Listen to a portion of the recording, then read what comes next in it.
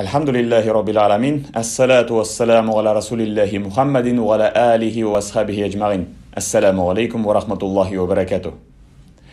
Elhamdülillah biz mümin Müslümanlar bugünkü günde şuşa Rabiul Awwal ayı, yani mübarek bolgan aylarının birisinde turabız.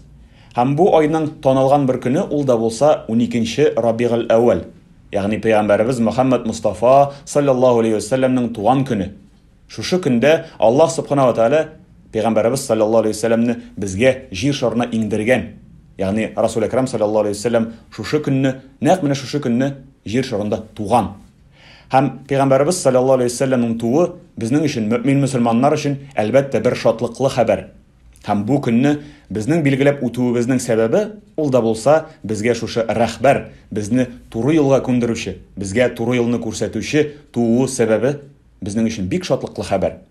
Hem şuşu ayda mümin Müslümanlar Peygamberimiz sallallahu aleyhi ve sellem'nin siraсын, yani turmuş yolun kübrek öğrenirge tırışalar, ana kübrek salavat ayteler. Çünkü bilemiz Allah subhanahu wa ta'ala Kur'an-ı Kerim'de mümin Müslümanlara şulayık müracaat etirip ayte. Bismillahirrahmanirrahim. İnna Allaha ve malaiketehu yusalluna alen nebi. Yani Allah subhanahu wa ta'ala şunday sözler ayte. Allah subhanahu wa ta'ala o'zi, yani min o'zim hem benim feriştelerim, benim meleiklerim Resul-i Ekrem sallallahu aleyhi ve sellem'ge salavat eriştirer. Yani ana maqtav sözlerini ayteler. Hem devam etip ayte Allah subhanahu wa ta'ala şunday sözler. Ya eyyuhellezine amenu. Ey iman kitirgen kimseler. Sallu aleyhi ve sellimu teslimen. Yani siz de Peygamberimiz sallallahu aleyhi ve sellem'ge salavatını aytınız. Salavat yetiştiriniz. Ana maqtav sözlerini aytınız deb ayte. Hem kurabız. Bu sözlerini Allah subhanahu wa ta'ala Kur'an-ı Kerim'de ayte. Yani Allah Teala'nın sözleri emir buyruğu deb aytsak yalgış bulmaz. Çünkü mümin Müslümanlarga Allah subhanahu wa ta'ala müracaat ettirip ayte. Mümin Müslümanlar, ey mümin Müslümanlar, ey iman kitirgen kimseler deb ayte. Siz Allah subhanahu wa ta'ala o'zi hem ferişteleri salavat aytgan kibik siz de salavatni aytınız dey.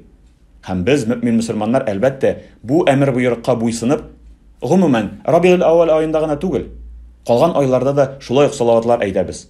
Her bir namazımızda tamamlagan vaqtda salavat aytib qo'yabız. Lakin ayrıca bu Rabiul Awwal ayında biz tag'in da ko'proq aytirga tirishamiz. Peygamberimiz sallallahu aleyhi ve sellem'ni tag'in da qattiqroq ko'proq esga tushirga tirishamiz.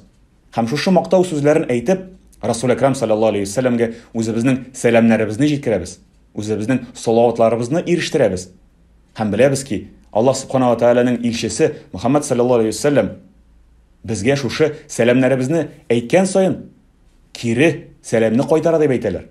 Hem bu rivayet şulayık Peygamberimiz sallallahu aleyhi ve sellem'nin o'zinden kele. Şuna göre bu ayda ayrıca tag'in da nig'roq, tag'in da ko'proq, hem tag'in da tirishroq bo'larga kerak bo'lar. Hem biz mümin Müslümanlar bu ayda ko'proq Peygamberimiz sallallahu aleyhi ve sellem'ge salavatlar aytirga tegish bo'lamiz. Hem anın sirasını öğrenip, anın turmuş yolunu öğrenip, o'zimizga, ko'nglimizga yaqin ettirib olarga tegish bo'lamiz. Allah subhanahu wa ta'ala hamma bizga de anın rizalığına erişirge nasip eylesin. Peygamberimiz Muhammed Mustafa sallallahu aleyhi ve sellem'nin şefaatine erişirge nasip eylesin. Hamma bizga de hayır, ihsan nasip eylesin. Esselamu aleykum ve rahmetullahi ve berekatuh.